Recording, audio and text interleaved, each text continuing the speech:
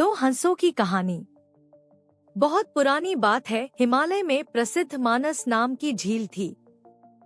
वहाँ पर कई पशु पक्षियों के साथ ही हंसों का एक झुंड भी रहता था। उनमें से दो हंस बहुत आकर्षक थे और दोनों ही देखने में एक जैसे थे, लेकिन उनमें से एक राजा था और दूसरा सेनापति। राजा का नाम था धृतराष्ट्र और सेनापति का नाम सुमुखा था। झील का नजारा बादलों के बीच में स्वर्ग जैसा प्रतीत होता था। उन समय झील और उसमें रहने वाले हंसों की प्रसिद्धि वहां आने जाने वाले पर्यटकों के साथ देश विदेश में फैल गई थी। वहां का गुणगान कई कवियों ने अपनी कविताओं में किया, जिससे प्रभावित होकर वाराणसी के राजा को वह नजारा देखने की इच्छा हुई। राजा ने अपने राज्य में बिल्कुल वैसी ही झील का निर्माण करवाया और वहां पर कई प्रकार के सुंदर और आकर्षक फूलाए के पौधों के साथ ही स्वादिष्ट फलों के पेड़ लगवाए।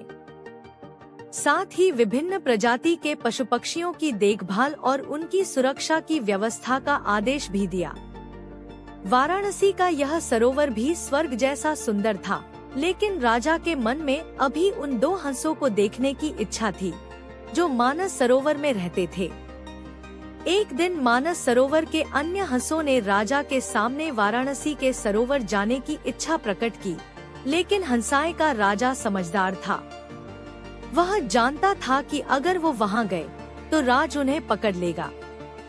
उसने सभी हंसों को वाराणसी जाने से मना किया, लेकिन वो नहीं माने। तब राजा और सेनापति के साथ सभी हंस वाराणसी की ओर उड़ चले।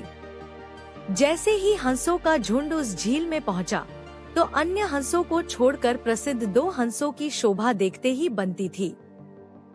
सोने की तरह चमकती उनकी चोंच, सोने की तरह ही नजर आते उनके पैर और बादलों से भी ज्यादा सफेद उनके पंख हर किसी को अपनी ओर आकर्षित कर रहे थे। हंसों के पहुंचने की खबर राजा को दी गई। उसने हंसों को पकड़ने की युक्ति सोची और एक रात जब सब सो गए तो उन हंसों को पकड़ने के लिए जाल बिछाया गया। अगले दिन जब हंसों का राजा जागा और भ्रमण पर निकला तो वह जाल में फंस गया। उसने तुरंत ही तेज आवाज में अन्य सभी हंसों को वहां से उड़ने और अपनी जान बचाने का आदेश दिया। अन्य सभी हंस उड़ गए, लेकिन उनका सेनापति सुमुखा अपने स्वामी को फंसा देखकर उसे बचाने के लिए वहीं रुक गया। इस बीच हंस को पकड़ने के लिए सैनिक वहां आ गया। उसने देखा कि हंसों का राजा जाल में फंसा हुआ है और दूसरा राजा को बचाने के लिए वहां खड़ा हुआ है। हंस की स्वामी भक्ति देखकर सैनिक बहुत प्रभावित हुआ और उसने हंसों के राजा को छोड़ दिया। हंसों का राजा समझदार होने के साथ साथ दूरदर्शी भी था। उसने सोचा कि अगर राजा को पता चलेगा कि सैनिक ने उसे छोड़ दिया है तो राजा इसे जरूर प्राणदंड देगा। तब उसने सैनिक से कहा कि आप हमें अपने राजा के पास ले चलें। यह सुनकर सैनिक उन्हें अपने साथ राज दरबार में ले गया। दोनों हंस सैनिक के कंधे पर बैठे थे। हंसों को सैनिक के कंधे पर बैठा देखकर हर कोई सोच में पड़ गया। जब राजा ने इस बात का रहस्य पूछा तो सैनिक ने सारी बात सच-सच बता दी।